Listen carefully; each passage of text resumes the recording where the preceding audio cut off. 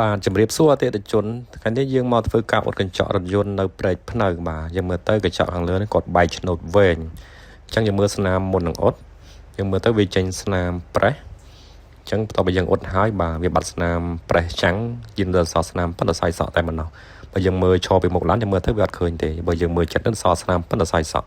បាទយើងមើលទៅស្នាមមុននឹងអ៊ុតនិងស្នាមក្រោយអ៊ុតហើយបាទអញ្ចឹងយើងអាចធ្វើការជីកបានការពាររាលបានដល់70-80%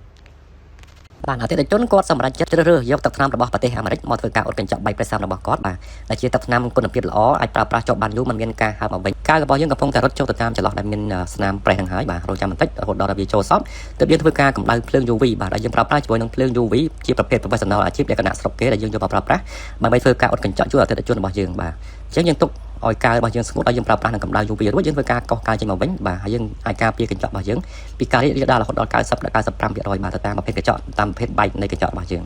សូមអរគុណអតិថិជនដែលបានគាំទ្រសេវាកម្មអ៊ុតកញ្ចក់ឡានប្រេះស្រាំកន្លងមកដូច្នេះបើសិនជាអតិថិជនមានបញ្ហាកញ្ចក់រថយន្តបែកប្រេះស្រាំសូមធ្វើការទំនាក់ទំនងមកកាន់លេខ098 74 30 71 017 57 57 71សូមអរគុណដល់អតិថិជនកន្លងមកដែលធ្វើការគាំទ្រនៅសេវាកម្មអ៊ុតកញ្ចក់ឡានបែកសេវាកម្មបិទ UV ការពារកម្ដៅថ្ងៃនិងសេវាកម្មដូរកញ្ចក់រថយន្តថ្មី